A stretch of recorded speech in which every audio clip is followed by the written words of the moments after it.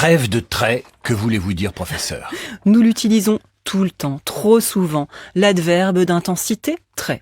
On entend aussi c'est très beau, très bon, très compliqué, très énervant. Alors, est-ce que c'est très gênant? Le problème n'est pas qu'il soit faux ou incorrect, puisqu'il est tout à fait correct quand il est employé à bon escient. Mais il incite à la paresse.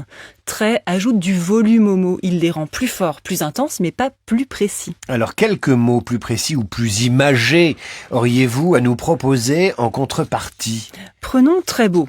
On peut le remplacer aisément par magnifique, splendide, spectaculaire.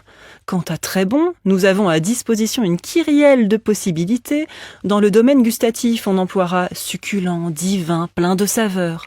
Et dans le domaine des performances, ce sera excellent, remarquable ou exceptionnel. Vous nous faites l'apologie des superlatifs. Oui, c'est vrai.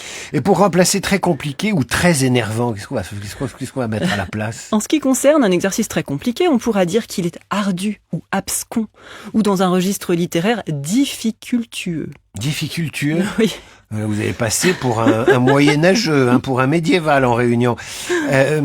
On entend ou déclare souvent « je suis très fatigué », que peut-on dire à la place? Il suffit de dire « je suis exténué, éreinté, épuisé » ou de façon plus familière mais très imagée, lessivé ou au bout du rouleau.